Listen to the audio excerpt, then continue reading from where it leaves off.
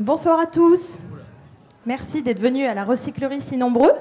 Alors, la recyclerie, vous le savez sûrement, un tiers-lieu où on parle d'éco-responsabilité à travers notre café-cantine, à travers notre ferme urbaine et notre atelier de réparation, et aussi à travers une programmation d'événements éco-culturels. C'est pour ça que vous êtes là ce soir. Donc ce soir, nous allons parler de consommation collaborative et de durabilité. Et avant d'oublier, je vous invite lundi, même heure, même endroit, à revenir si vous le souhaitez. La Ligue de protection des oiseaux nous parlera de la biodiversité en hiver. Ce sera une de nos dernières conférences de la saison et ce sera passionnant. Voilà. Je laisse la parole à nos intervenants. Bonne conférence. Voilà. Bonsoir à tous. Tout d'abord, je remercie les organisateurs de m'avoir invité. Une sorte de cadeau empoisonné parce qu'au début, ils m'avaient demandé de faire une petite conférence sur la thématique de la consommation collaborative et de ces enjeux. Et finalement, j'ai été amené à animer cette soirée. C'est un honneur, évidemment, de pouvoir le faire avec 3 orateurs que j'aurai l'occasion de vous présenter dans quelques instants pour donc traiter de cette question. La consommation collaborative correspond-elle à un développement durable? Et donc, dans une première partie de la soirée, j'aurai l'occasion d'introduire cette question liée dans son contexte, celui de la consommation collaborative, donner quelques chiffres, quelques enjeux majeurs, avant d'arriver à la question qui nous rassemble ce soir. Est-ce qu'on peut parler de développement durable quand il s'agit de se référer à ce qu'on appelle communément l'économie collaborative, avec 3 intervenants. Donc, Valérie Plette, chargée de mission à l'économie circulaire à l'ADEME. Nous avons aussi le plaisir d'accueillir Mathieu Jeanbello, cofondateur de Moutoum. Et enfin, Arnaud Bouffard, directeur général et cofondateur d'ICOF. Donc là aussi, ils auront l'occasion de se présenter eux-mêmes, ainsi que leur organisation tout à l'heure. Ce sera le deuxième temps fort de cette soirée. Consacré au témoignage de nos 3 intervenants du terrain. Et enfin, évidemment, nous vous donnerons la parole pour un débat autour de cette question centrale. Alors, tout d'abord, planter le décor et le contexte de la consommation collaborative, peut-être avec une question très simple, souvent utilisée pour introduire ce genre de débat. Une perceuse. Quel est le temps, à votre avis, qu'en moyenne le consommateur utilise cet objet pendant sa durée de vie? Le temps moyen que cet objet est utilisé réellement et effectivement par un consommateur qui l'achète. 12 minutes. Plus, moins? Qui dit plus? 20 minutes. On n'est pas loin, c'est bien. 15 minutes. 15 minutes pendant sa durée de vie pour une dépense moyenne de 90, 100 euros. Alors, autre question, cet objet qui nous est encore plus familier, la voiture, quel est son pourcentage d'utilisation réel sur une année? Sur une année, pour un utilisateur d'une voiture, une voiture particulière, quel est son pourcentage d'utilisation effective? En pourcent. 5%? 15%? Vous dites 2%. Vous êtes proche de la réalité. 2,7%. Et donc, évidemment, inutile de donner d'autres arguments pour montrer que dans des tas de situations, les objets que nous achetons, les services auxquels nous recourons sont peu utilisés et de manière même rationnelle et purement raisonnable, on peut se demander, est-il encore nécessaire d'acheter une perceuse ou de posséder sa propre voiture? Alors, mon exposé va tenir en 4 temps. L'économie collaborative, quelques définitions, puis quelques chiffres. Enfin, les facteurs qui peuvent expliquer le succès de cette économie collaborative. Et enfin, une introduction sur les enjeux avec évidemment progressivement le focus sur les questions de durabilité et de soutenabilité. Alors, pendant longtemps, nous avons vécu dans une économie des biens où, dès les Golden 60s, le but du consommateur, c'était de posséder les objets, d'en devenir propriétaire. Avec Commodore, je possède, je consomme. avec, dans les années 70, années 80, un changement de paradigme progressif qui a poussé de plus en plus de consommateurs à se tourner vers une logique service. Plutôt que d'acheter les produits et les biens dont j'ai besoin, je vais les louer. Et donc, si je prends le secteur automobile, on a vu apparaître et se développer, évidemment, et croître très fortement des géants comme Avis et Hertz. Alors, l'idée de l'économie du partage, dont on parle beaucoup, évidemment, depuis maintenant une petite dizaine d'années, c'est d'aller plus loin dans la logique, c'est de dire, la perceuse, la voiture, j'en ai pas besoin tous les jours, je vais la partager avec mes voisins. Le mot d'ordre n'est plus spécialement de s'inscrire dans un modèle marchand au départ, où on va acheter le bien ou le louer, mais bien dans un modèle, en esprit en tout cas non marchand. On verra que par la suite, cet esprit a été dérivé vers des modèles très capitalistiques. Mais au départ, en tout cas, l'idée de l'économie collaborative, c'est de dire je vais partager ma voiture avec des leaders, enfin, qui sont devenus des leaders de l'économie collaborative dans ce domaine pour le car sharing, iGo, essentiellement au Royaume-Uni, et Blablacar, évidemment, que vous connaissez tous.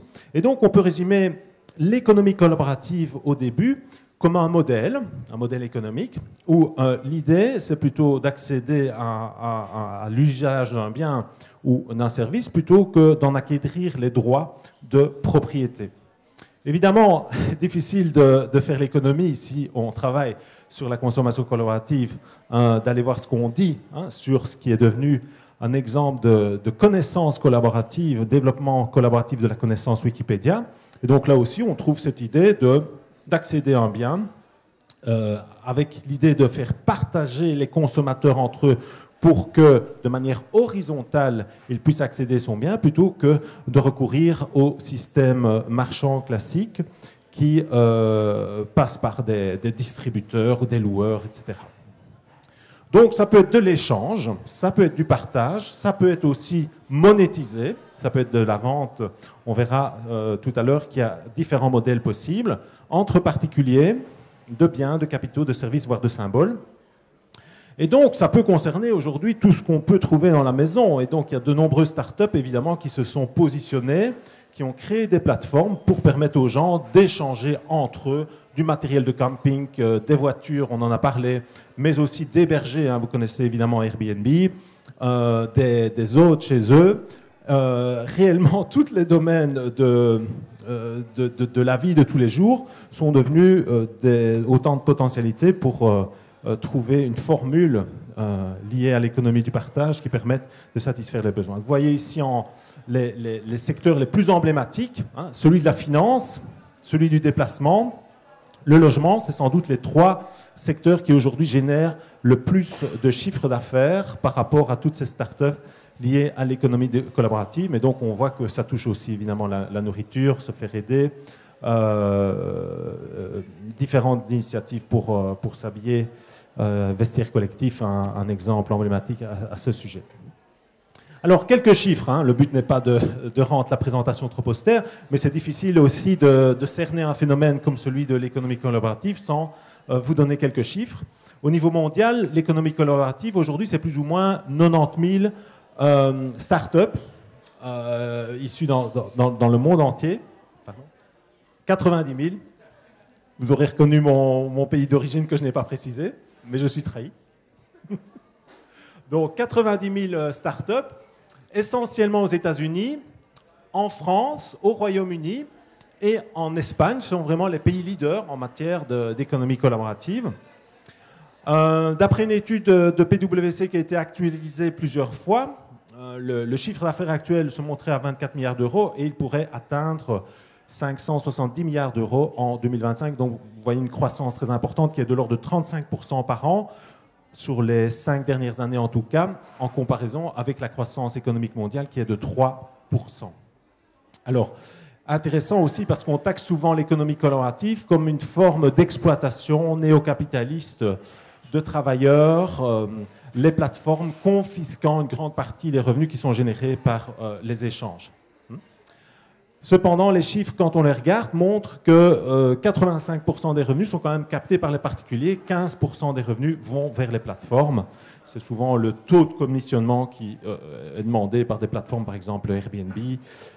C'est dans la moyenne. Alors, bon, on pourrait citer encore quelques exemples pour montrer la croissance très rapide avec des capitalisations boursières qui aujourd'hui dépassent l'entendement. Uber en bourse pèse plus lourd, vous le voyez ici sous les yeux, que des groupes, des géants du transport aérien comme Delta Airlines, United Airlines ou American Airlines. C'est tout dire de l'importance du secteur. Regardez ceci. Au niveau du logement, le groupe Hilton a mis 93 années pour développer ce qu'on appelle un empire, pourtant, un empire, pour vous dire, leader mondial de l'hôtellerie, avec une offre de 610 000 chambres dans 88 pays. En 4 ans, Airbnb a fait mieux. En 4 ans, Airbnb a étendu son réseau sur 192 pays et offre aujourd'hui plus de chambres qu'Hilton. Donc vous voyez, c'est un phénomène fulgurant qui pose évidemment des questions. Est-ce que c'est un phénomène positif, négatif? On en débattra tout à l'heure. Ici, quelques chiffres pour la France. 9 Français sur 10 déclarent avoir déjà eu recours à une pratique collaborative, donc réellement un phénomène qui touche aujourd'hui quasi tout le monde. Avec un revenu moyen français pour l'économie collaborative chiffré par le bureau PwC de 496 € par an. Avec des champions, hein, je l'ai dit, la France a plusieurs champions en matière collaborative. On en parlera sans doute tout à l'heure avec nos panélistes. L'entreprise Blablacar. Et avec aussi un bémol en termes d'emploi. Parce qu'on se dit toujours l'économie collaborative, source de nouveaux emplois, etc. Certes, mais souvent une petite quantité d'emplois, étant donné que le modèle, on va en parler dans quelques instants, repose essentiellement sur la technologie. Que ce sont les plateformes qui, de manière automatique, permettent de générer les transactions en grande partie. Le secteur est peu pourvoyeur d'emplois. Donc la dernière étude à ce jour du ministère de l'Emploi en France chiffre ou évalue, puisque ce n'est qu'une estimation, à 6 000 emplois en France pour, en tout cas en 2015. Donc c'est sans doute plus important aujourd'hui. C'est le dernier chiffre officiel que j'ai pu trouver au niveau du ministère de l'Économie, pour 300 plateformes recensées officiellement. Ici, vous avez les secteurs les plus importants en France d'activité en termes de nombre d'acteurs, donc le financement, le logement, le déplacement, de loin. Et puis, vous avez des plateformes qui permettent de faciliter le partage de repas entre voisins, l'équipement, le recyclage, sur l'habillement, se faire aider, etc. Donc, tous les secteurs sont concernés, mais de manière plus ou moins importante. Alors, comment expliquer le succès de l'économie collaborative? Très rapidement, 3 facteurs sont à retenir. 3 facteurs, il y a celui que j'ai cité il y a quelques instants, la technologie. Les changements technologiques, évidemment, non pas que Internet permette aux gens de communiquer entre eux, ils vont faciliter évidemment le développement des modèles et beaucoup plus facilement vont se développer ce qu'on appelle des réseaux qui vont permettre à un grand nombre d'utilisateurs d'offrir leur possibilité de chambre, par exemple, quand on regarde Airbnb, ou leur possibilité d'échanger des articles, des produits durables chez Moutoum ou des biens durables. Le succès et une des conditions du succès des plateformes collaboratives, c'est la taille de leur réseau. Et c'est pour ça d'ailleurs que souvent on arrive à des situations de monopole. Pourquoi Blablacar est si important et si populaire? Parce que là aussi, qu'on recherche un trajet entre Paris et Bordeaux dans la semaine qui vient, on est quasi sûr de trouver des possibilités. Parce qu'il y a beaucoup d'utilisateurs, parce qu'il y a beaucoup d'offres. Et donc, les changements technologiques ont permis cette émergence de grands réseaux. Les changements économiques, bien sûr, ce n'est pas un hasard que c'est suite à la crise économique de 2007-2008 que l'économie collaborative a pris de l'ampleur. C'est parce que beaucoup de personnes y ont trouvé la possibilité aussi d'arrondir des fins de mois difficiles et de trouver, pour ceux qui offrent des services ou qui échangent leurs biens, des revenus complémentaires, et pour ceux qui les utilisent, la possibilité d'épargner sur des déplacements, par exemple, ou sur le renouvellement de sa garde-robe. Les changements sociétaux, en fait, Enfin, troisième facteur très important, parce que c'est un changement de mentalité aussi auquel on assiste depuis une dizaine d'années, notamment auprès, et je vois dans le public, il y a beaucoup de représentants de ce qu'on appelle la génération Y, génération Z même, un peu plus récemment, pour qui, c'est pas moi qui le dis, hein, c'est des études qui le montrent, le fait de posséder devient moins important que tout simplement le fait d'accéder à un service, à un produit pour satisfaire le besoin. Donc, le besoin de base reste, le besoin de se déplacer, par exemple, le besoin de se nourrir, mais on va chercher à le satisfaire différemment, de manière moins matérialiste, on peut dire, plus par l'accès et par l'usage.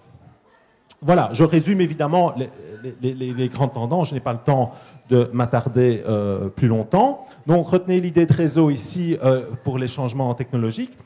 Pour les changements économiques, les impacts sont un peu plus critiques, puisqu'on peut se dire, est-ce que ce n'est pas un modèle, finalement, le modèle de la consommation collaborative, qui conduit à plus de précarité? Regardez les débats autour des chauffeurs Uber, par exemple, qui, si on regarde le nombre d'heures de prestations, les frais qui sont encourus pour obtenir sa licence et entretenir la voiture, etc., toucheraient de l'ordre de 5 à 6 euros par heure. Net. 5 à 6 euros par heure. Est-ce que c'est raisonnable de travailler pour des montants pareils? Alors, les changements sociétaux, là, l'idée aussi sur laquelle il est important de revenir, c'est celle de la confiance. Pourquoi l'économie collaborative connaît autant de succès? C'est parce qu'aussi, les gens se font confiance. Et ça peut sembler surprenant pour des voisins qui se connaissent un peu, certes, mais parfois des gens qui ne se connaissent pas du tout, d'échanger des biens, de donner accès à sa voiture particulière ou à sa maison à des inconnus. Et donc, ce qui fait la recette de tous ces modèles, regardez par exemple Couchsurfing, c'est l'établissement d'une confiance. Une confiance à l'état naturel parce que c'est un idéal, ou une confiance qui est facilitée par des systèmes de réputation où on est amené à évaluer, à donner une critique sur son hôte ou sur son client, entre guillemets, et inversement. Et sur base de ces systèmes de réputation, on peut être rassuré davantage. Donc vous voyez ici pareil, une infographie de TNS Sofres de 2015 qui montre clairement que le facteur économique est très important, puisque parmi les Français utilisateurs de services collaboratifs, ils représentent le groupe le plus important. Donc c'est pour des raisons essentiellement, vous voyez, l'intérêt économique, et parce qu'ils font confiance au système que les Français participent à la consommation collaborative. Donc attention à l'image d'Épinal que l'on a souvent, de dire le collaboratif, c'est pour les idéalistes. Donc les chiffres ne montrent pas du tout ce phénomène. Bien sûr, il y a les engagés, mais ils ne sont que 13%.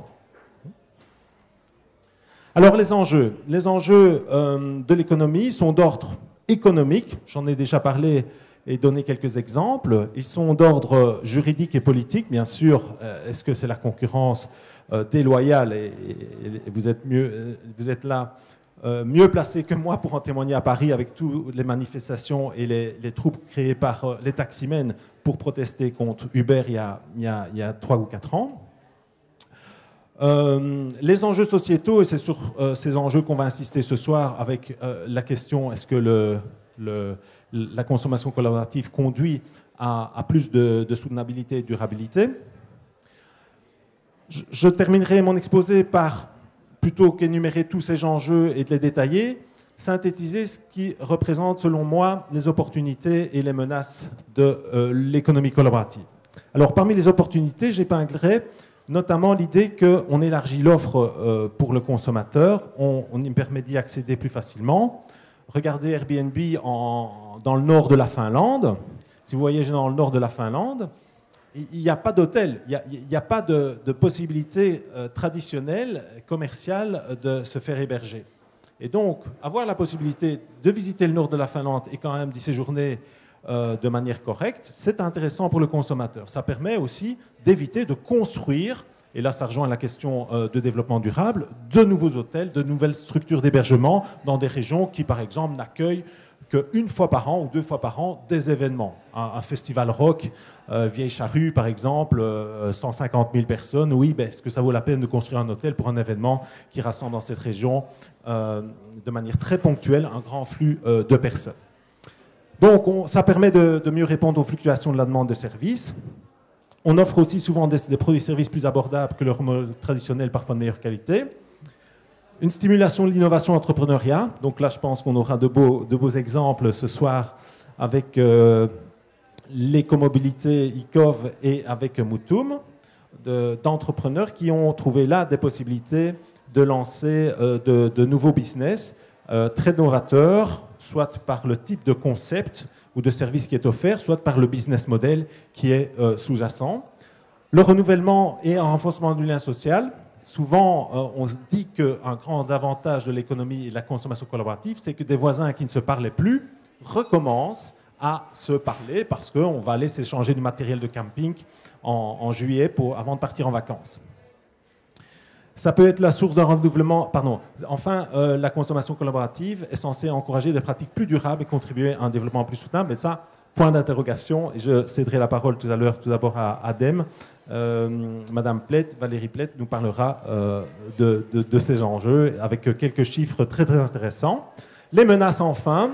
La concurrence déloyale, l'évasion fiscale sont souvent les menaces les plus citées, mais aussi l'état d'esprit d'opportuniste chez certains consommateurs. On l'a vu, c'est quand même la catégorie la plus importante dans les utilisateurs de l'économie collaborative, des gens qui trouvent dans l'économie collaborative des possibilités d'épargne et à la limite, on pourrait parler dans certains cas de renouveau du consumérisme avec des cas où, parce qu'on a épargné le coût d'achat d'une nouvelle robe, on va en acheter 5 ou 6 à la place. Ou même chose pour les voyages, parce qu'on sait que Blablacar est bon marché, plutôt que de descendre une fois dans le sud de la France par an, en moyenne, on va le faire 3 fois. Alors, enfin, la consommation collaborative ou l'économie collaborative augmente le nombre de travailleurs à temps partiel. Et comme je l'ai cité avec l'exemple du beurre, ça crée une certaine précarité chez les travailleurs, sécurité d'emploi de moins en moins normale, et est une menace aussi, on peut dire, pour la protection des consommateurs et prestataires de services, mais point d'interrogation là aussi, puisque de plus en plus, le législateur, qu'il soit français, européen, etc., intervient progressivement et commence à adapter les lois pour protéger le consommateur et encadrer cette activité économique. Voilà pour ce que j'avais à vous dire. Oui, bon, je vais passer ça. Donc, si vous voulez en savoir plus, je viens d'éditer un livre qui s'appelle « La consommation collaborative » chez The Book, avec toute une série de collègues français essentiellement, mais aussi, dans une moindre mesure, canadiens, belges et suisses, avec aussi des témoignages de praticiens, donc à la fois un livre académique, mais aussi pratique, avec toutes sortes de thématiques qui sont développées. Mais je vais maintenant céder la parole à nos panélistes pour la deuxième partie de cette soirée, où chacun va avoir l'occasion de se présenter pendant 5 ou 10 minutes, présenter l'organisation et son positionnement par rapport à tout ce que je viens de dire, bien sûr, qui pourra être largement critiqué et étendu. Et dernière partie, dernier volet de la soirée, bien sûr, c'est de vous donner la parole pour poser des questions aux membres de notre panel. Alors, dans notre panel, il y a Madame Valérie Plett, chargée de mission sur l'économie circulaire à l'ADEME, Mathieu Jeanne-Bello, cofondateur de Moutoum, et Arnaud Bouffard, directeur général et cofondateur d'ICOF. Donc, honneur aux dames, et honneur aussi à celle qui va nous présenter le panorama le plus complet, on va dire, des enjeux liés à la soutenabilité et durabilité par rapport à l'économie collaborative. Voilà, Madame Plett, je pense c'est à vous maintenant de prendre la parole. Donc, bonjour à tous, donc, je suis Valérie Plett, chargée de mission économie circulaire au sein de l'ADEME Île-de-France, donc Agence de l'environnement et de la maîtrise de l'énergie. Donc on a 2 missions principales, on fait des études de portée nationale. Donc, je vais vous présenter une étude récente sur la consommation collaborative et les impacts environnementaux liés à cette pratique. Et puis aussi, on a un accompagnement sur le terrain. Donc, dans chaque région, vous avez des agences de l'environnement et de la maîtrise de l'énergie qui accompagnent les porteurs de projets dans leurs activités, dans leurs projets de protection de l'environnement, de projets à moindre impact environnemental. Donc, je vais vous présenter une étude qui a le mérite d'avoir été vulgarisée en infographie. Donc, l'ADEME essaye de se mettre un petit peu au parfum, de communiquer un peu différemment au plus large public.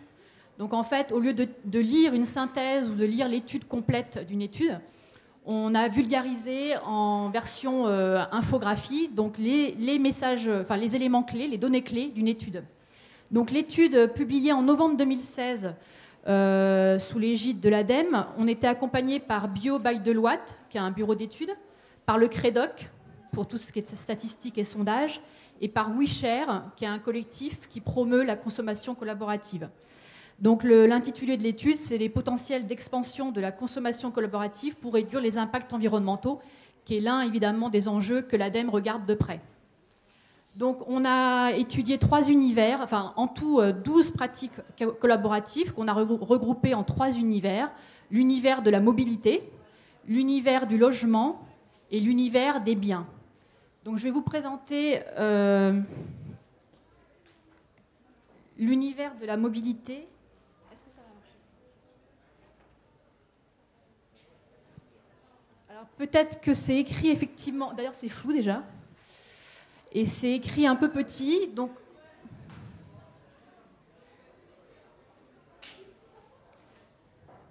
alors on a distingué le covoiturage court distance et le covoiturage longue distance. Donc en moyenne, un trajet domicile-travail, c'est environ 22 km. Et évidemment, ces trajets sont souvent difficiles à éviter. Donc souvent, malheureusement, on est seul dans sa voiture et le taux de remplissage est environ de 1,07 passagers par trajet.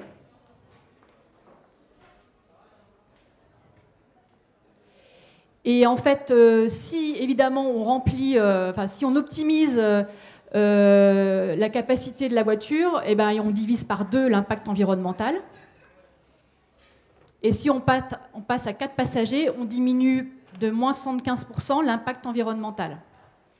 Bon, ça semble assez logique. Et surtout, en l'absence de covoiturage de courte distance, eh ben, il y a 80% des gens qui auraient pris leur voiture et 20% qui auraient pris les transports en commun. Donc on voit l'intérêt de développer le covoiturage petite distance pour limiter les impacts environnementaux.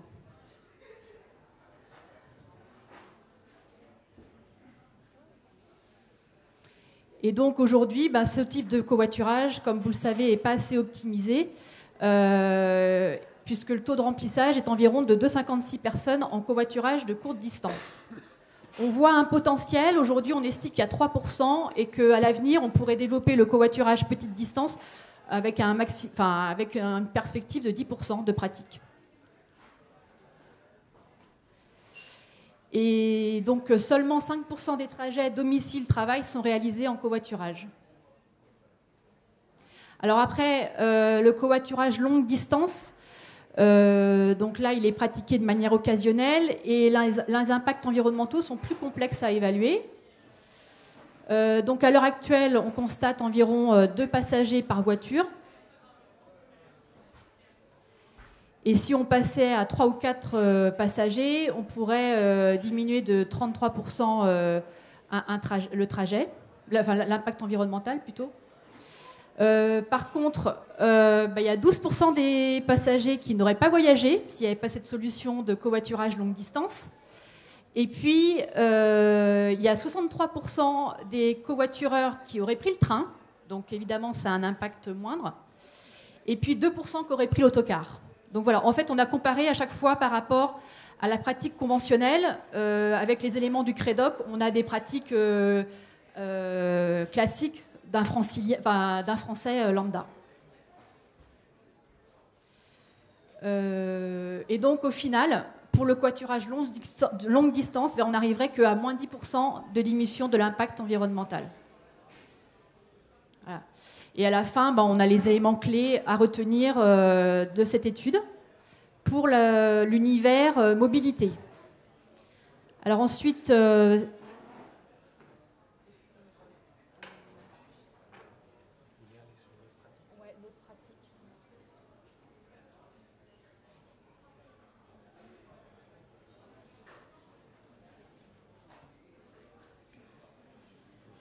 Voilà, échange de biens.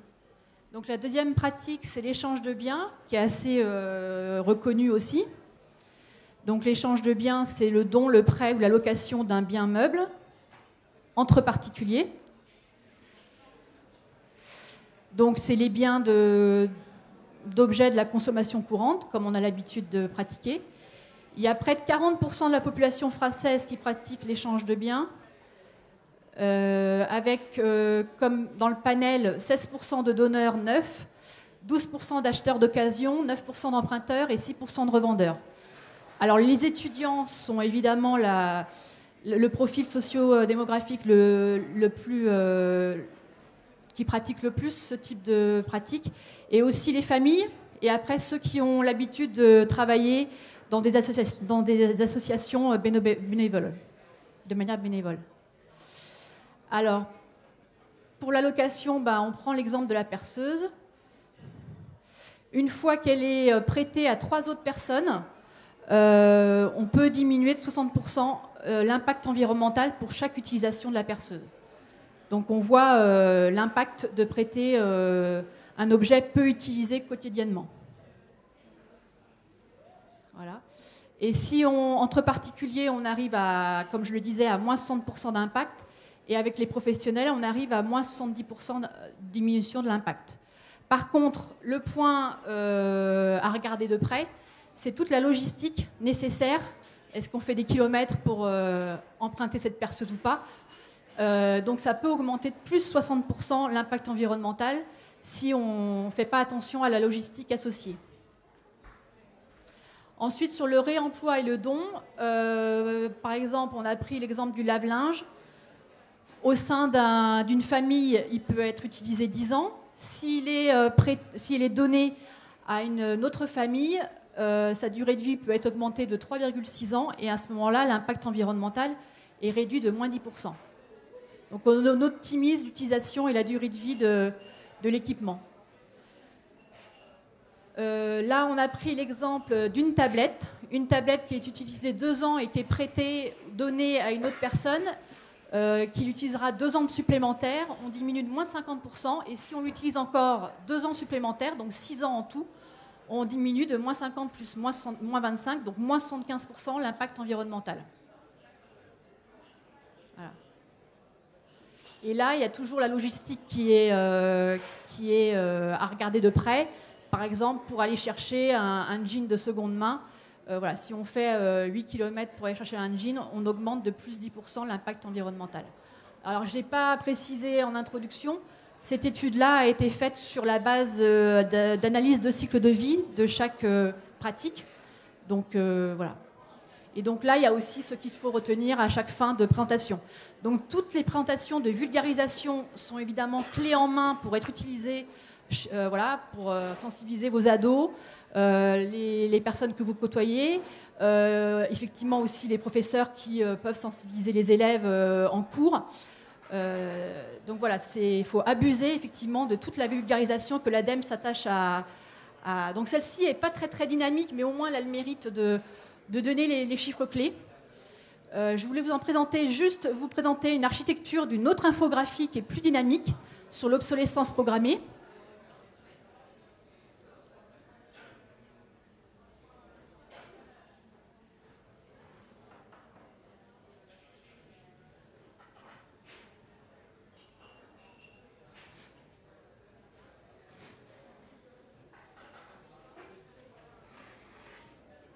Voilà. Donc c'est une agence qui travaille avec ou sans l'ADEME, hein, mais sur des sujets d'actualité. Donc en fait, elle présente, on appelle ça une infographie, donc celle-ci est verticale. Il y a tout un état des lieux de voilà, qu'est-ce qu'on fait, l'état des lieux de voilà, pourquoi nos objets nous lâchent-ils. Après, vous avez la thématique qu'est-ce qu'on fait, et donc en deuxième partie, vous avez toutes les solutions. Et en fait, c'est dynamique parce que vous avez des liens pour fouiller sur les solutions proposées. Donc en fait, je ne pense pas que ça va marcher. Donc en fait, c'est l'agence qu'est-ce qu'on fait. Et ensuite, vous avez...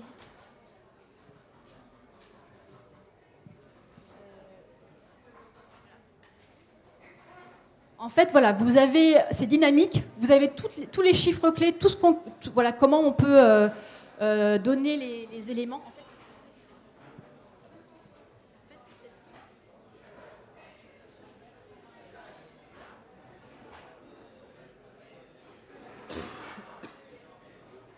Je vous laisse lire au fur et à mesure les éléments. Si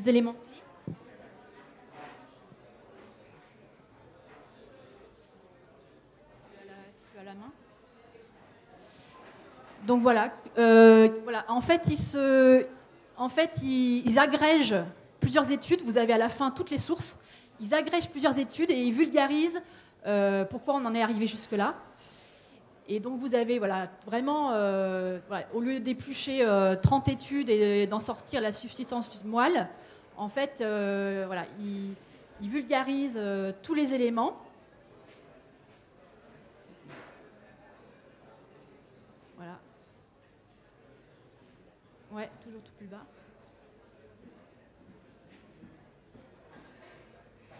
Et vous savez que depuis le 2 août 2017, on vit sur nos réserves. On a dépassé la quantité que la Terre nous propose en ressources renouvelables.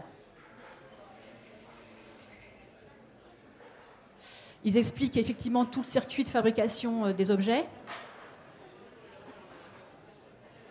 L'impact sur la santé des habitants qui exploitent des mines pour fabriquer nos smartphones, extraire des métaux pour fabriquer nos smartphones, par exemple.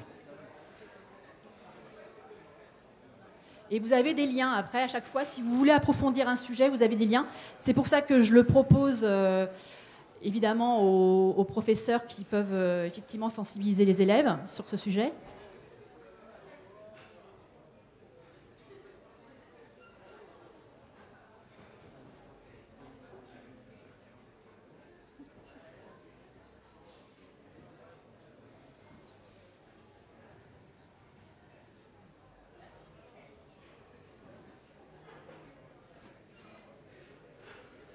Ouais, je regarde juste la deuxième partie, si on peut...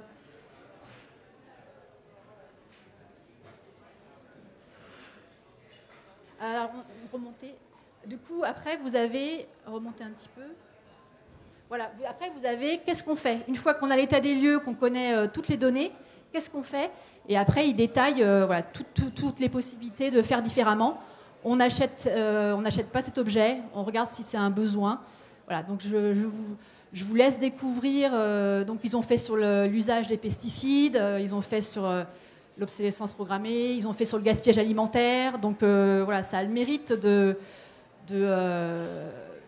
d'animer ce type d'infographie et de découvrir chaque lien pour susciter les réflexions auprès des adultes et aussi des élèves au sein d'un cours pédagogique. Et à la fin, vous avez toutes les sources. Donc voilà, c'est un peu une maquette d'agrégation de toutes les données pour en faire une version assez sympathique à parcourir. Voilà.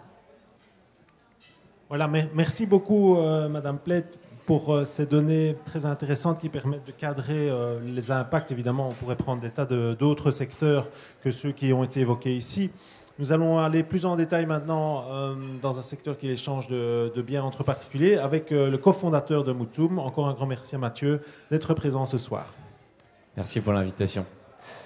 C'est génial parce que quand on voit des statistiques, les nouvelles statistiques de l'ADEME, on apprend toujours des nouvelles choses. Donc je vais mettre à jour toutes mes présentations. Est-ce qu'il y en a parmi vous qui connaissent Mutum ou pas? Ouais, quelques-uns. Génial. Mutum, ça veut dire mutualiser en latin. Et c'est le nom du premier contrat romain en entente mutuelle. Ça, c'est pour le petit côté un peu savoir. En fait, on est parti d'un constat très simple, c'est que la société capitaliste, elle prône une société de surconsommation et de croissance infinie, alors que la Terre a des ressources infinies. Et ça, déjà, c'est pas logique. Le but de Mutum, c'est de faire en sorte de pouvoir prêter et emprunter gratuitement les objets de ses voisins. Alors, Alain a parlé de la statistique tout à l'heure de la perceuse. Donc, moi, j'avais 12 minutes pour l'utilisation d'une perceuse sur toute sa durée de vie. C'est plutôt bien parce que je pense que tes stats sont plus à jour, donc c'est-à-dire qu'on utilise plus nos perceuses, c'est génial. Il y a une deuxième stat qui est assez parlante, c'est qu'en France, en moyenne, dans chaque foyer français, il y a 34 objets qui sont utilisés moins de 3 fois par an. Essayez de réfléchir à tous les objets que vous avez chez vous et que, en fait, on utilise très peu. Ça va être tous les livres qui sont déjà lus dans notre bibliothèque. Ça va être un sac à dos pour voyager, ça va être une perceuse, un appareil raclette, du matériel de sport. Et en fait, tous ces objets, on les achète, on les stocke chez nous, ça nous prend de la place et on les utilise peu. et on ne se pose même pas la question de si on pourrait les prêter à nos voisins quand ils ont besoin. Donc on a créé Mutum. Mutum, c'est un site donc complètement gratuit pour le particulier. Vous pouvez référencer les objets que vous avez et que vous voulez bien prêter. Tout est géolocalisé sur la plateforme et quand vous voulez rechercher un objet, on va vous proposer l'objet le plus près de chez vous. Alors comme Alain l'a très bien dit tout à l'heure, Mutum, c'est une histoire de masse critique. Le but, c'est de faire en sorte de chercher un objet. Par exemple, vous avez besoin d'une perceuse pour le week-end pour faire des travaux. Le but, c'est d'aller chercher cette perceuse le plus près de chez vous. Donc tout est géolocalisé sur la plateforme. Aujourd'hui, on a un petit peu plus de 70 000 utilisateurs et un petit peu plus de 125 000 objets. On est plutôt en région, enfin en Île-de-France, on a 60% de notre base de données. Donc quand vous faites une recherche d'un objet en Île-de-France, il y a de grandes chances que vous trouviez cet objet pas du tout loin de chez vous. Alors quelque chose qui est assez intéressant, c'est que donc, tout est gratuit sur Mutum. Et on s'est rendu compte, on a fait des milliers de transactions et on n'a jamais eu un problème. Pourquoi ? Il y a de grandes chances que ce soit parce qu'il n'y a pas d'argent. En fait, quand une personne loue quelque chose, elle se sent un peu excusée d'abîmer l'objet parce que justement elle a payé. Et si on enlève l'argent, on peut que se fier sur l'avis de l'utilisateur, la note, sur toutes ces choses. Et donc on n'a vraiment pas de problème. C'est basé sur la confiance, sur l'entraide, sur la solidarité, sur Mutum. Et ça fonctionne super bien. Alors vous allez me dire comment est-ce que vous gagnez de l'argent Mutum pour faire en sorte de payer les développeurs. Donc on a une solution B2B, c'est-à-dire on travaille avec des grosses entreprises comme par exemple la Société Générale et on va créer une communauté de partage privée juste pour les salariés. Et en fait, les RH vont nous payer pour cette solution. Ça permet aux RH de faire en sorte de créer une rencontre entre deux salariés et justement avoir un impact environnemental zéro parce qu'un salarié, le gros cliché, c'est de dire que la personne de l'accueil va pouvoir emprunter les clubs de golf de son PDG sans savoir que c'est son PDG sur Mutum. Et il y a un impact environnemental zéro parce que la personne, ils vont faire cet échange sur le lieu de leur travail. Donc Mutum, en fait, c'est trois choses pour moi, si je devais le résumer. Premièrement, c'est faire en sorte de rendre l'accessibilité des objets à tous, et notamment à ceux qui ont moins de choses, c'est-à-dire qu'ils vont pouvoir emprunter gratuitement tous les objets qui sont autour de chez eux. Deuxièmement, c'est d'avoir un impact environnemental positif. Alors on a vu avec quelques petits détails de faire en sorte de pouvoir emprunter et prêter des objets près de chez soi, donc avoir un impact environnemental positif. Et troisièmement, le but c'est de faire des économies et de vivre, de consommer entre guillemets plus sans utiliser les ressources de la planète. Les questions c'est après ? Ok. Pour moi c'est fini. J'ai envie de dire pour nous aider, la seule chose que vous pouvez faire c'est une des choses que vous pouvez faire, c'est vous inscrire sur Mutum et faire en sorte d'inscrire tous vos voisins, référencer tous vos objets, et plus on sera nombreux, plus ça fonctionnera. Voilà, merci. On peut applaudir. Merci Mathieu. Beau témoignage, je suis certain qu'il y aura des questions, mais je les réserve par la suite. Je préfère d'abord céder la parole à Arnaud, donc directeur général cofondateur d'ICOF, pour nous parler d'ICOF. Que je ne connaissais pas personnellement, mais je pense que c'est une initiative récente dont Arnaud va maintenant nous parler.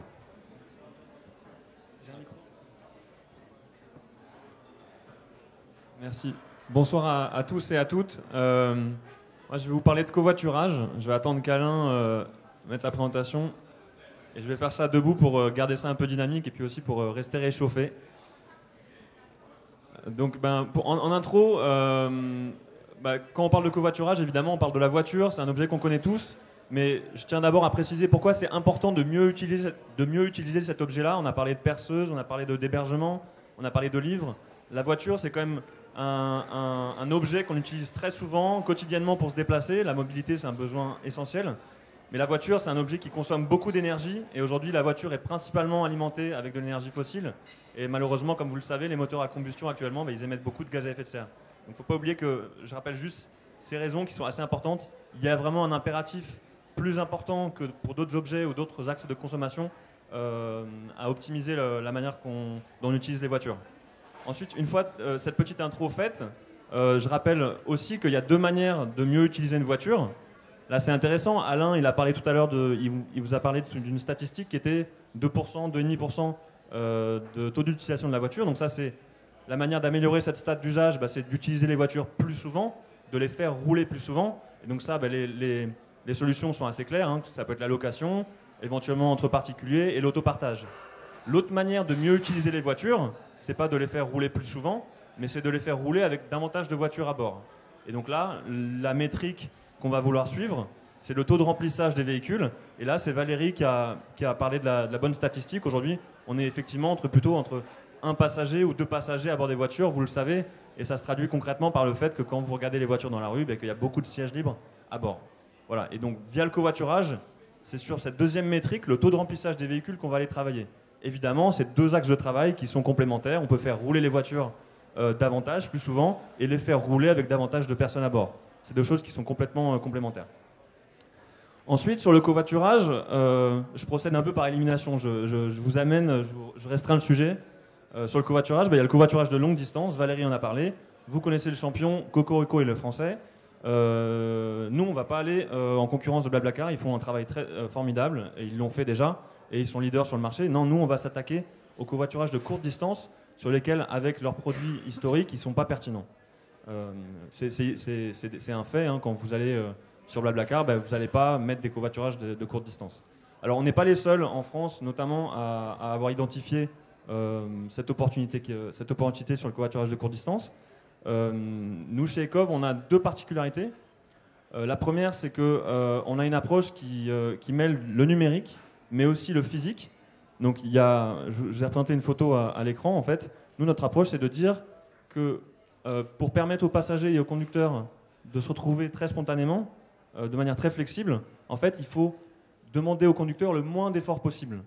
Ces efforts qu'ils ne sont pas capables de faire, enfin, pour reformuler ça, quand vous faites un covoiturage de longue distance en tant que conducteur, vous êtes prêt à aller sur Internet, vous inscrire, déclarer votre trajet, échanger avec le passager, respecter le rendez-vous, parce que, à la clé, vous avez potentiellement un gain financier qui est important.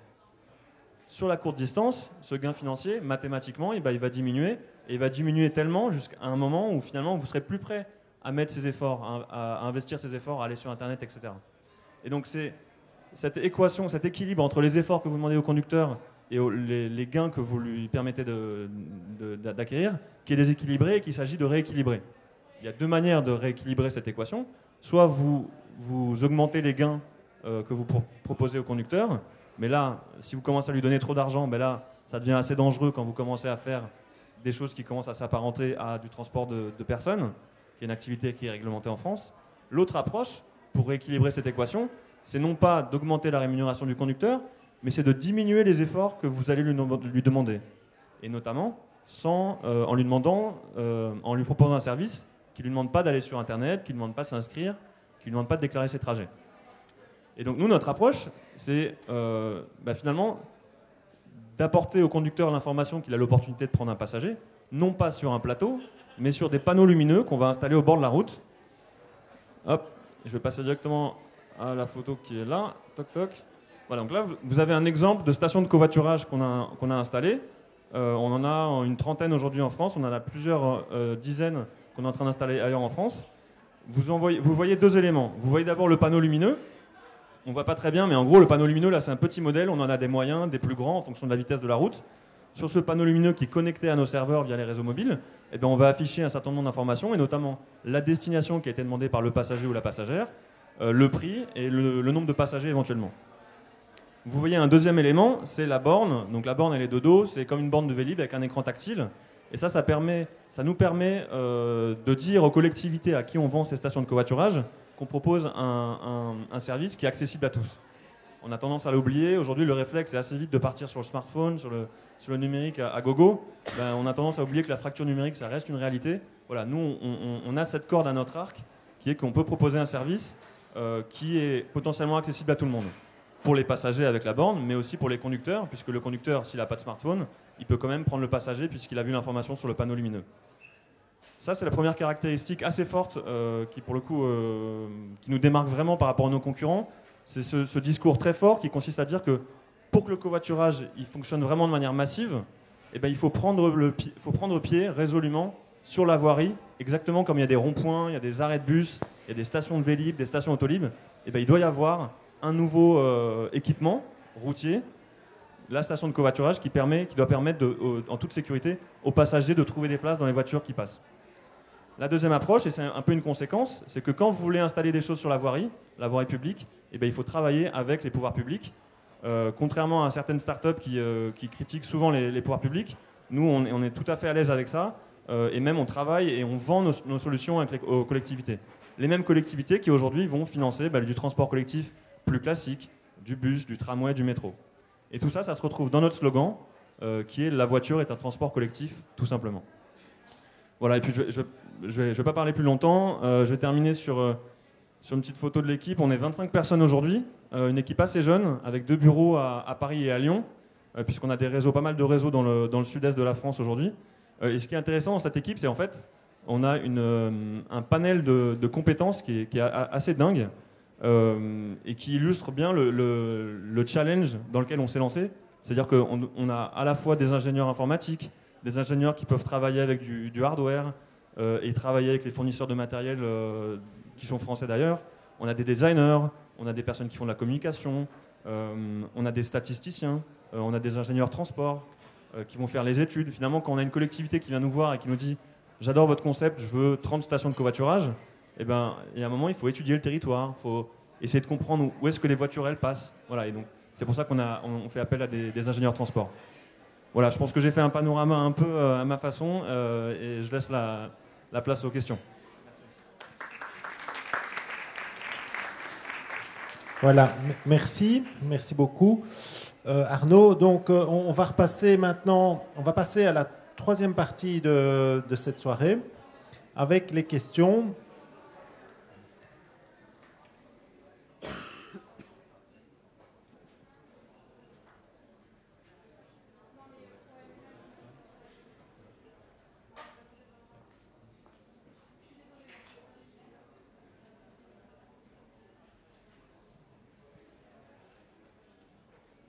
Alors, pour ne pas piéger nos orateurs, je avais préparé une série de questions que je leur ai soumis auparavant. Maintenant, le but, c'est d'avoir vraiment un débat ce soir avec vous. Donc, je préfère ne pas commencer moi-même avec mes questions, on va dire, et commencer par vos questions pour vous permettre d'interpeller qui vous voulez, Valérie, Mathieu ou Arnaud, ou moi-même, bien sûr. Donc, je pense que je vais ouvrir le feu des questions. Donc, appelez-moi, je viens vers vous. Merci beaucoup en tout cas pour vos présentations à tous. C'était vraiment très intéressant. Pour ma part, en tout cas, j'ai découvert plein de choses. Tout à l'heure, on a abordé le côté éthique du développement de Airbnb qui s'est appuyé sur des techniques de growth hacking. Donc, je voulais savoir justement si Arnaud et Mathieu, pour développer vos entreprises, vous étiez basés sur des techniques de growth hacking, sur des bases de données en fait existantes chez d'autres. Alors le growth hacking, en fait, c'est un nouveau métier assez ultra global de dire on a une solution et il va falloir communiquer au plus grand nombre pour faire en sorte d'atteindre une masse critique suffisante pour que ma plateforme puisse fonctionner. Donc en fait, faire du community management, c'est du growth hacking en quelque sorte. Donc nous, on utilise, on n'achète pas de base de données pour faire en sorte de communiquer parce que c'est pas dans nos valeurs et dans notre éthique. Par contre, on fait du community management, donc on a des gens sur des réseaux sociaux qui vont faire en sorte de communiquer au plus grand nombre. On va faire en sorte de cibler notre utilisateur et donc avec des outils comme AdWords, on va pouvoir faire en sorte de cibler ces personnes et leur faire de la pub pour qu'ils viennent chez nous si on répond à leurs besoins. Donc, voilà, je ne sais pas si je réponds à la question, mais non, on ne fait pas d'achat de base de données pour faire en sorte d'acheter les utilisateurs. Mais entre guillemets, on essaie de proposer la publicité ciblée au bon moment à la bonne personne.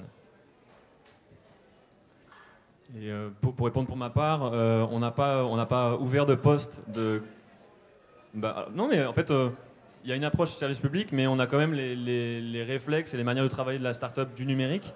Donc évidemment, le terme de gros hacking, on en a parlé en interne. En tout cas, on n'a pas ouvert de poste, même si je sais qu'aujourd'hui, il y a des gens qui se revendiquent gros hackers.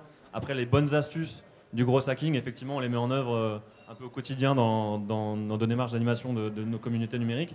Après, on a une particularité qui est que nous, de par les stations qu'on implante et de par le fait qu'on travaille sur un territoire avec une collectivité, on a une logique d'acquisition qui est vraiment très locale, où on va travailler peut-être un peu plus avec les acteurs locaux, que ce soit j'étais vendredi à Salon de Provence avec l'antenne locale de Pôle emploi, avec les collectivités évidemment, parfois avec les associations.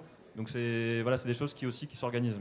Mais à chaque fois, que cette particularité que quand on arrive sur un nouveau territoire, il faut refaire ce travail un petit peu. Donc c'est pas pour le coup vraiment du gros hacking, non. Une autre question ?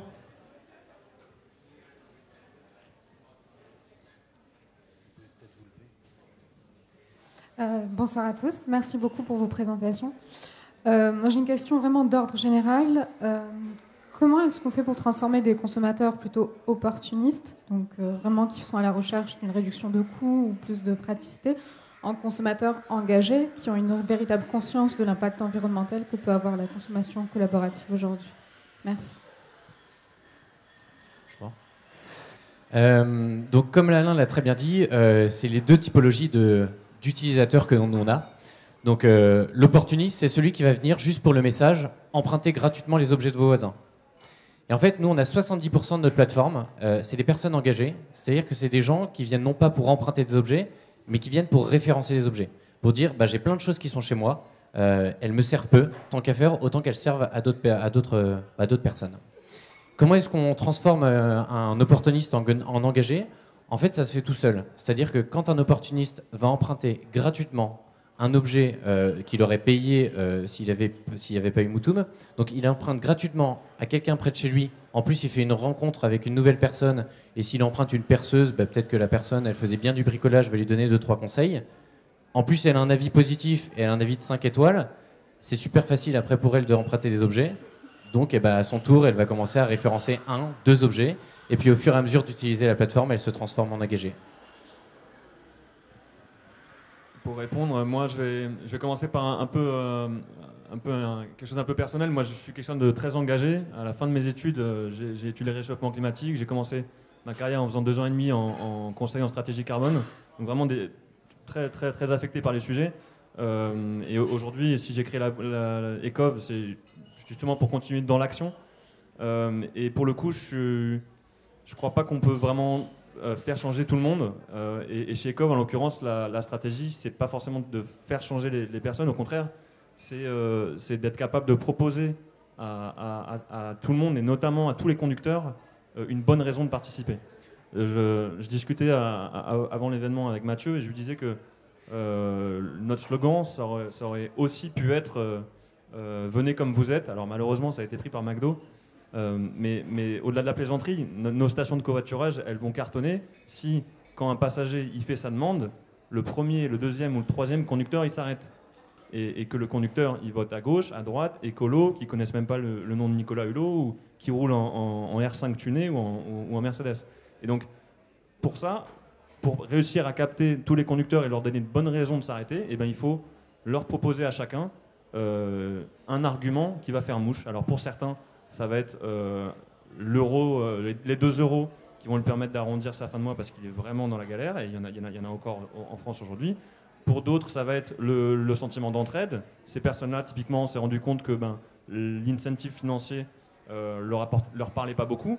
Mais par contre, si on leur propose de donner l'argent à une association de leur choix, caritative ou locale, là, ils le font. Donc là, double effet qui se coule. Pour d'autres, ça va être le fait de casser la routine de la route pour aller au travail tous les matins. Et donc là, si au passager, on lui glisse une petite blague carambar qui va donner à son... Voilà. On travaille vraiment sur tous les tableaux, et on n'est pas vraiment dans une logique de faire changer les gens. Évidemment, toutes ces personnes-là, il faut que l'expérience utilisateur qu'on va leur proposer, au-delà de la raison de participer, qu'elle soit exemplaire. Pour compléter peut-être, avant de prendre une autre question, la réponse, j'ai eu l'occasion moi-même d'étudier le cas du couchsurfing, donc le fait d'accueillir chez soi des voyageurs, des touristes du monde entier gratuitement. Et donc là, dans ce cas-là, clairement, la motivation première pour accueillir chez soi ou pour inversement profiter d'un canapé gratuitement chez un autre, c'est une opportunité financière. Donc ce qu'on voit cependant, c'est qu'après un certain temps de renouvellement de l'expérience, l'opportunité financière devient secondaire.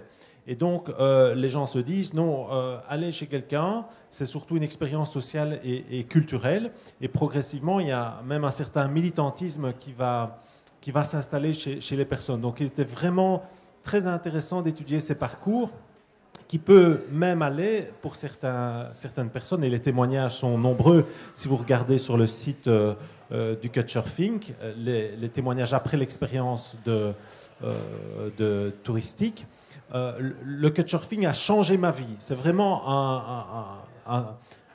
une réaction qu'on trouve très fréquemment pour vous montrer que pourtant ce sont des personnes qui au début ont reconnu qu'ils ont commencé le couchsurfing pour économiser de l'argent, mais qu'après un certain temps, ils se sont vraiment inscrits dans cette mouvance. Donc je pense que les deux ne sont absolument pas contradictoires.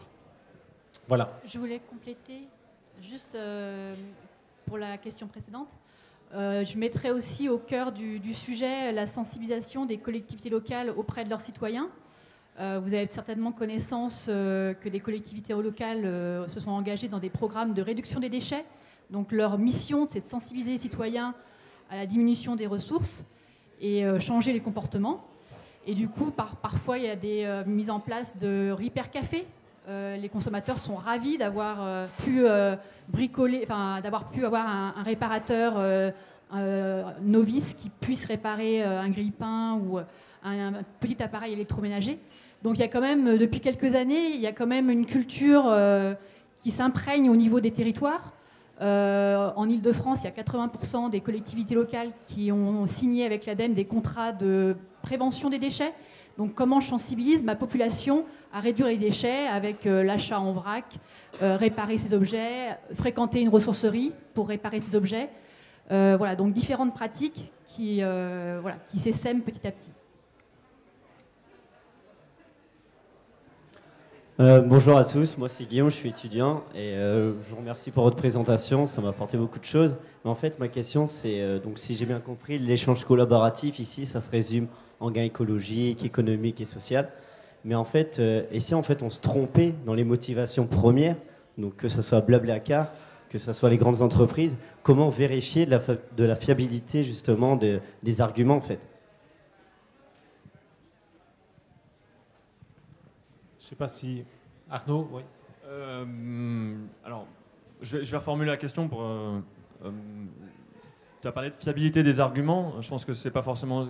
en bout de compte, c'est pas les arguments qui comptent, c'est concrètement c'est les impacts, les conséquences.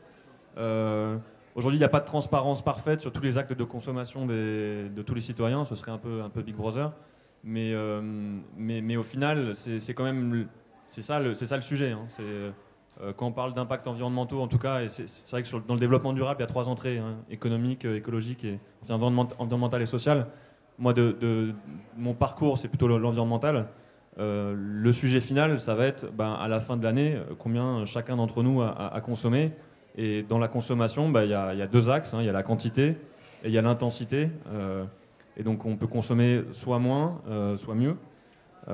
Et pour le coup, là, si par consommation collaborative on entend consommer ensemble et donc consommer des actifs, les mêmes actifs, assez mathématiquement quand même c'est durable et ça va dans le bon sens.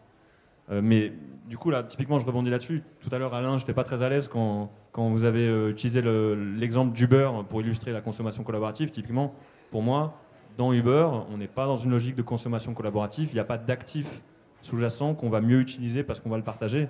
C'est une manière différente de transformer des personnes par des chauffeurs qui sont rémunérés. Donc voilà, tant qu'on n'oublie pas l'objectif et que l'objectif, en l'occurrence, c'est de consommer moins et mieux, moins impactant sur l'environnement, on est dans le bon, quoi. Il y a beaucoup de sharing bashing, donc d'entreprises qui effectivement surfent sur cette mode de l'économie du partage pour mieux se positionner au niveau commercial, mais qui effectivement ne s'inscrivent pas dans l'esprit de la consommation et l'économie collaborative. Effectivement, je rejoins l'idée d'Uber, Airbnb. Ces entreprises-là, avant tout, sont des entreprises capitalistiques. On parle même, dans certains cas, d'un capitalisme 3.0 qui est bien plus sauvage que celui développé par les entreprises commerciales et qui permet, vous l'avez vu tout à l'heure, à Airbnb de devenir un groupe plus important qu'Hilton ou à Uber de dépasser en capitalisation boursière des groupes mondiaux qui ont mis près d'un siècle à se construire. Donc vous avez tout à fait raison, il faut être très très prudent par rapport à ça. L'économie collaborative englobe aujourd'hui des tas de sociétés qui n'ont rien à voir avec l'idée même de partage et de collaboration horizontale entre consommateurs.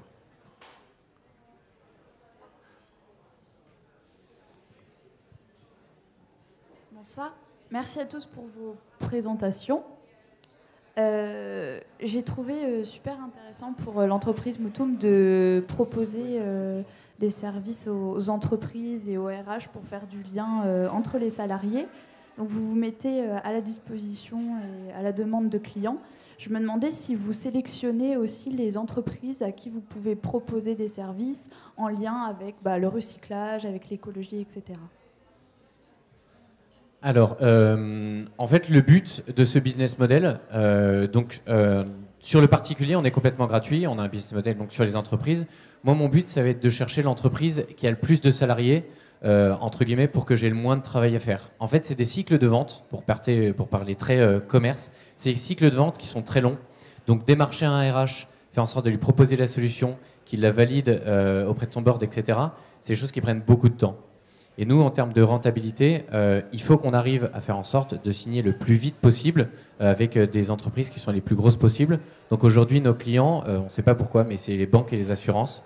Donc on travaille avec la Société Générale, avec la BPCE, on travaille avec Logis Transport, avec Biocop aussi. Et en fait, c'est un peu diverses typologies de clients final qui va être un peu différent. C'est-à-dire que par exemple, avec Biocop, il y a 500 magasins Biocop en France. Et Biocop cherche à faire en sorte de faire venir des gens dans leur magasin. Donc on va créer une communauté de partage entre les clients du magasin. C'est-à-dire que les clients vont pouvoir se prêter et s'emprunter des objets entre eux et se retrouver dans le Biocop pour pouvoir faire l'échange. On va aussi travailler avec des bailleurs sociaux. Donc on va travailler avec Logis Transport. Donc c'est des entreprises qui créent des logements sociaux. Et le but, c'est de recréer du lien social, donc une rencontre physique, entre les habitants des logements. Le but, pour nous, c'est de faire en sorte de trouver de l'argent des entreprises, des corporates, pour pouvoir financer une solution complètement gratuite pour le particulier. Ok, et en fait, ça vous permet de répartir en quelque sorte vos objectifs. Donc, par exemple, dans le privé, plus partir sur du lien social, et dans le public et accessible à tous, plus un objectif écologique, par exemple. Dans tous les cas, je pense qu'on fait les trois choses. On fait recréer du lien social. On a un impact environnemental positif, enfin normalement positif si c'est pas trop loin de chez soi. Et troisièmement, on rend l'accessibilité des objets à tout le monde. Donc en fait, ces trois objectifs, ils sont dans tous les cas, une personne qui s'inscrit sur Moutoum, elle va remplir ces trois objectifs. En fait, après, le but, c'est de faire en sorte de trouver une personne qui va pouvoir payer pour la solution pour être complètement gratuit pour le client final qui est le particulier. Donc si vous avez des amis ou collègues RH, n'hésitez pas à m'envoyer leurs coordonnées, je leur enverrai une petite présentation. Avec plaisir. Merci. Bonjour, j'ai une question concernant la technologie de la blockchain. Aujourd'hui, ça émerge pas mal. En fait, il y a pas mal d'acteurs qui arrivent, comme CryptoBNB, d'autres acteurs qui sont en train de renverser un peu l'économie collaborative. Et du coup, je voulais savoir comment vous anticipiez un peu ce genre de nouvelles technologies. Est-ce que vous l'imaginez un peu? Comment vous l'anticipez? Donc, très bonne question. C'est assez technique, mais je ne sais pas s'il y en a d'entre vous qui sont assez familiers avec la blockchain. La blockchain, pour faire très simple, c'est trois choses. C'est premièrement une décentralisation totale de l'information, c'est-à-dire que quand vous faites un paiement à quelqu'un, l'information va passer par une banque qui centralise l'information pour faire en sorte de valider la donnée. La blockchain, c'est faire en sorte de faire un paiement à quelqu'un et que tous les gens qui utilisent la blockchain aient cette information. Donc c'est une décentralisation de l'information. Deuxièmement, c'est une transparence totale, parce que tout le monde a accès à cette information. Et troisièmement, c'est une sécurité, on parle de presque absolue, parce que par exemple, le Bitcoin, qui est une des blockchains, n'a jamais été craqué aujourd'hui, parce qu'en fait, ça part du principe que pour craquer une blockchain, il faut faire en sorte d'avoir la puissance de calcul de plus de 50% de toute la puissance de calcul disponible. Donc, plus il va y avoir de monde sur une blockchain, plus il va y avoir de sécurité. Donc ça, c'est très nouveau. Pour répondre à la question, nous chez Moutoum, justement, on est en train de, c'est les termes un peu, c'est les anglicismes, mais on est en train de blockchainiser le concept pour faire en sorte de rendre accessibles toutes les transactions qui sont faites entre les particuliers. Alors, on ne mettra bien sûr pas le nom de la personne, mais le but, c'est de savoir, le but demain, c'est de faire en sorte de contrer un peu l'obsolescence programmée, en sachant la perceuse de la marque A, il y a eu tant d'objets de prêts qui ont été faits, et au bout de 50 utilisations, on se rend compte qu'elle a un problème. On regarde avec la perceuse de la marque B, elle va mettre 500 prêts avant d'avoir un souci. Donc là, on peut faire en sorte de voir qu'il y en a un forcément qui fait de l'obsolescence programmée, et le but, c'est de blockchainiser toutes ces choses-là pour que ce soit accessible à n'importe qui. Bonsoir. Moi, j'avais une question plutôt pour Valérie. Vous parliez tout à l'heure d'effets rebonds. Et je voulais savoir justement comment on faisait pour limiter ces effets rebonds. En fait, nous, dans l'étude, on a étudié ces cas-là justement pour atténuer les résultats. Après, j'ai pas d'explication. Comme on disait, par exemple, le partage, faire auprès de ses voisins pour éviter de faire des déplacements trop importants. Par exemple, l'économie de la collaborative, ça fait des économies à la clé. Si on les utilise pour faire un voyage en avion, ça a un effet rebond parce qu'on fait des économies, mais on l'utilise pour une pratique. Voilà. Donc en fait, c'est plutôt amener les gens à bien identifier les effets rebonds pour éviter de faire les dérives qu'on connaît. Donc voilà, c'est plutôt de la sensibilisation. Mais la surconsommation, si on fait des économies et si on a l'habitude... Moi, j'ai des collègues qui refusent de prendre l'avion depuis quelques années. Et voilà, c'est vraiment une sensibilité qu'ils ont profondément en eux. Je peux compléter un petit peu. Pour moi, pour lutter contre les effets rebonds, il y a effectivement de la pédagogie. Il y a un moment, il faut aider les individus, les consommateurs à avoir cette vision un peu globale sur leur consommation. Aujourd'hui, ces bilans-là, ils n'existent pas. Aujourd'hui, vous avez votre bilan sur votre relevé bancaire, mais c'est axé 13 €. Et finalement, l'équivalent avec les informations impact, et en plus, il y a différents impacts. Est-ce que je dois optimiser ma consommation en fonction du CO2, des émissions locales, du gluten? Enfin, il y a 50 000 manières de lire sa consommation. Donc ça rend le truc un peu plus complexe. Voilà, et ce travail de pédagogie, alors il y a des initiatives un peu dans tous les sens, mais aujourd'hui, le fait est que ce truc-là, accessible à tout le monde, qui est pédagogue, ça suffit, pédagogique, il n'existe pas. Et tant que cette boussole-là, à l'échelle de chaque individu, n'existe pas, pour moi c'est difficile. Après, peut-être un quick win, un truc qu'on peut faire assez vite, pour le coup, c'est à l'issue de chaque acte de consommation, là, interroger le renouvellement de cet acte de consommation. Voilà. Bonsoir à tous, merci beaucoup pour votre partage, c'est très intéressant. Moi, je voulais revenir sur le chiffre concernant le taux de remplissage du covoiturage de courte durée, qui est d'un passager en moyenne. Aujourd'hui, quelles mesures incitatives on pourrait mettre en place pour que vraiment ça s'arrête? Est-ce qu'il faut des bonus ou des malus pour que les automobilistes soient forcés d'avoir au moins une personne de plus sur au moins un trajet par semaine, ne serait-ce que ça, pour ceux qui sont associables? Et je voulais également demander si c'était en cours de réglementation le fait de mettre, lorsqu'on achète un voyage ou lorsqu'on achète un billet d'avion, le nombre de CO2 que cela émet, et comment nous on peut payer pour cette taxe carbone, puisque là actuellement j'ai vu ça uniquement sur le site de Ryanair dans les sites low cost, et c'est quand même dommage de ne pas pouvoir compenser nos émissions, parce que comme vous dites, l'avion c'est ce qu'il y a de pire. Donc voilà. Alors un petit témoignage sur les initiatives des grandes villes. Lorsqu'il y a des pics de pollution, il y a l'alternance entre plaque impair et plaque pair. Voilà. Bon, c'est une petite initiative. L'ADEME lance chaque année la semaine de la mobilité. Donc il y a des témoignages sur les informations nationales qui montrent par exemple qu'une personne ne s'était jamais interrogée à savoir s'il y avait un bus qui passait dans sa rue. Comme il a relevé le défi que l'ADEME lui propose de faire une semaine en transport en commun, il s'est rendu compte qu'il avait un bus qui passait dans sa rue, qui l'amenait au travail et qui perdait juste un quart d'heure. Voilà, voilà. Mais en fait, effectivement, les gens mettent en avant le confort dans une voiture. Mais bon, au vu des embouteillages, voilà. Après, au niveau de la taxe carbone, il y a des tentatives, mais voilà, je ne suis pas dans les petits papiers de la réglementation. Donc, mais voilà. Donc, effectivement, l'ADEME lance des campagnes. C'est effectivement une semaine par an, mais il y a la mobilité, il y a la réduction des déchets, il y a le développement durable. Il y a, j'en oublie, mais il y a aussi beaucoup de com au niveau des informations nationales. Vous pouvez évidemment consulter le site de l'ADEME, il y a de l'actualité. On essaye de tweeter aussi. Donc on essaye de se mettre un peu à la page pour que chaque individu, quel que soit son âge, trouve une information.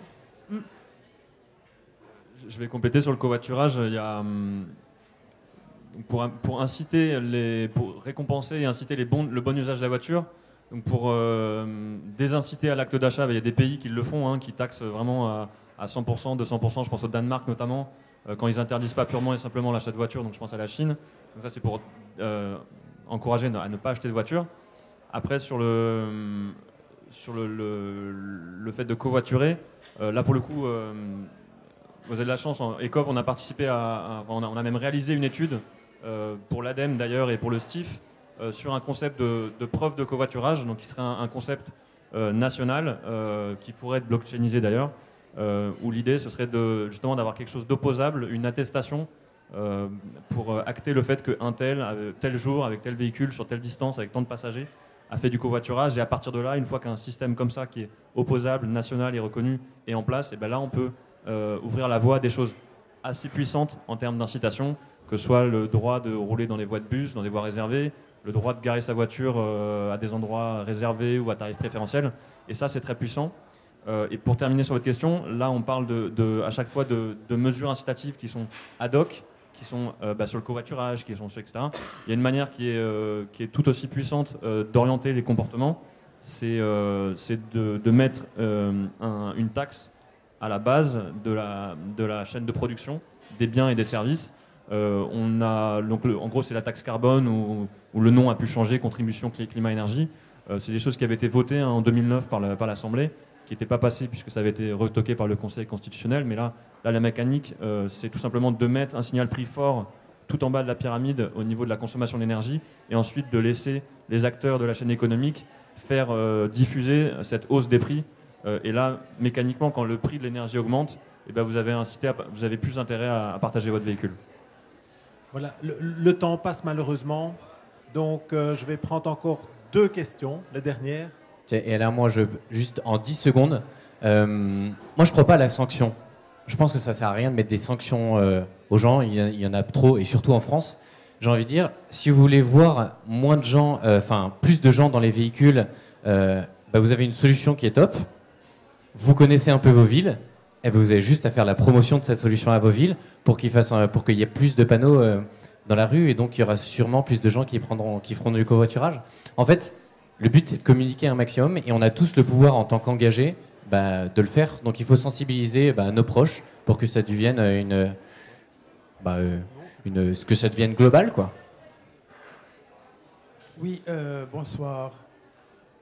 Merci pour vos exposés très intéressants les uns et les autres.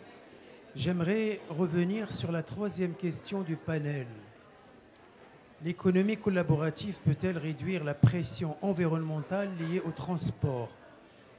Donc vous avez la personne au milieu, je crois c'est Valérie qui parle au nom de l'ADEME. Vous avez un petit peu avancé une réponse à ma question. Vous avez parlé des avions, que les citoyennes et les citoyens, par conscience pour l'environnement, ne prennent pas assez l'avion. Mais on n'a pas parlé beaucoup de l'énergie qui est le pétrole. Or, les transports par les voitures constituent quand même de loin, ils ont un effet, un effet qui est prouvé pour le réchauffement de la planète, le réchauffement du climat. Donc, je m'adresse à vous, jeune homme qui est sur la gauche. Vous avez parlé de blockchain. Donc, comment organiser la force qui existe, qui est potentielle, qui sont les automobilistes, et qui sont, excusez-moi le terme, un peu arnaqués par l'État, parce que l'État ponctionne à peu près 70% des taxes qui revient à l'État. C'est on passe de la source l'extraction du pétrole jusqu'à la distribution à la pompe, 70%. Et en France, je pense qu'on a battu encore les records. Donc comment organiser les consommateurs qui sont les automobilistes et qui, la majorité de leurs revenus va malheureusement dans la consommation du pétrole, comment les organiser pour qu'on aille vers la voiture électrique en attendant la sortie du pétrole. Merci, parce qu'il me semble que c'est très intéressant de faire un blockchain efficace et efficient dans ce sens des automobilistes pour faire la transition énergétique. Parce qu'on parle beaucoup de la transition, mais il faut la faire dans les faits. Merci. Si je reformule un peu la question, c'est de manière concrète, comment est-ce que vous pouvez faire pour faire en sorte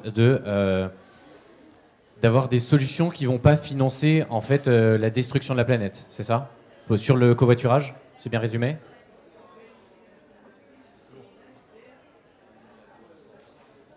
Organiser les automobilistes parce qu'ils sont prêts, par exemple, à acheter une solution pas finale, mais en transitoire.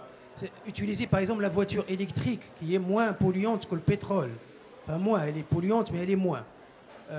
Comment organiser pour que la voiture soit moins chère? Et c'est là où votre rôle d'organisation de la filière industrielle des automobiles et les consommateurs qui sont les automobilistes.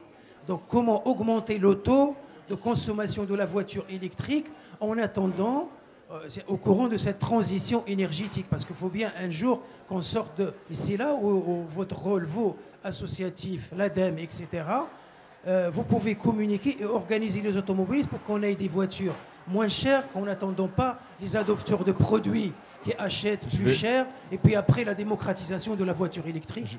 Vous voyez. Je vais vous proposer une réponse. Donc moi, je suis ingénieur de formation, et pour le coup, je vais dire que les ingénieurs, ils n'ont pas toujours la solution. Donc on ne va pas attendre la voiture électrique. Donc le temps qu'on en ait tous, il y a encore quelques années devant nous, même si on en entend parler depuis longtemps. Et je vais essayer de terminer sur un bon mot. La voiture, qu'elle roule à l'électricité, au pétrole ou au Beaujolais nouveau, s'il y a une seule personne à bord et qu'elle pèse 1,5 tonne, elle ne sera jamais durable. Donc on ne va pas attendre que les ingénieurs ils nous fassent des voitures électriques, etc. On va se mettre à les utiliser un peu mieux, un peu moins, en les partageant un peu plus. Donc travaillons sur les comportements plutôt que d'attendre des solutions technologiques qu'elles nous sauvent. Voilà, merci pour cette réponse. Alors, en guise de conclusion, je suis désolé, j'en ai frustré certains, mais je dois respecter le timing ici qui nous est imparti par la recyclerie. On peut prolonger bien sûr la discussion par la suite sans aucun problème, en tout cas en ce qui me concerne. Donc, difficile évidemment de faire l'épargne aujourd'hui du phénomène de consommation collaborative. C'est un phénomène, qu'on l'aime ou qu'on l'aime pas, qui est là et qui risque encore de durer. Et heureusement d'ailleurs pour nos entrepreneurs ici présents, l'économie collaborative représente une véritable force disruptive. On l'a vu par les débats, tantôt elle enthousiasme, tantôt elle fait peur. Et c'est vrai qu'il n'y a pas que des aspects positifs à la consommation collaborative. Si on prend les effets sur le développement durable, on l'a vu, on peut avoir un impact positif dans certains cas et négatif avec des effets de rebond même plus déplorables pour l'environnement dans d'autres cas. Mais selon moi, elle répond quand même à trois éléments très très importants aujourd'hui et dont on n'a peut-être pas parlé. C'est la reprise en main par le consommateur aussi d'initiative. Rien que ça, c'est déjà très très important dans une logique de prise de puissance ou reprise de pouvoir, ce qu'on appelle l'empowerment en anglais. La révolution horizontale, on parle souvent aussi de cela. Plutôt que de se voir imposer des produits et des services dans un monde marchand omniprésent, les consommateurs reprennent le pouvoir là aussi en s'échangeant entre eux différents biens et différents services. Le monde digital, on en a parlé aussi, mais tout ne repose pas sur le modèle digital. Et quand on voit la motivation première des consommateurs, notamment pour le couchsurfing, c'est pas tellement sur la plateforme de trouver un hôte à gauche ou à droite, c'est réellement de retrouver du lien social, de l'échange, de la découverte culturelle dans ce cas-là. Et on l'a vu là aussi en termes de développement durable, puisque c'était la question centrale de notre débat. On peut, si on a bien conçu son activité, sa plateforme collaborative, si on a bien conçu aussi et pensé aux effets rebonds potentiels, s'inscrire dans le cadre d'un développement plus durable. Et je pense que d'aussi bien chez Moutoum, avec l'idée de travailler avec des relais qui évitent que les gens se déplacent pour se procurer les biens qui sont échangés en les échangeant sur le lieu de travail, par exemple, que pour ICOF, évidemment, avec cette idée de covoiturage qui évite là aussi de devoir se prendre sa voiture personnelle, on peut se réjouir de telles initiatives aujourd'hui. Et donc, évidemment, évitons d'embellir la situation et évitons d'aller vers un sharing bashing comme j'en ai parlé tout à l'heure, mais réjouissons-nous et donnons-nous la chance à cette économie collaborative. Merci beaucoup de votre attention et bonsoir à toutes et à tous. Merci.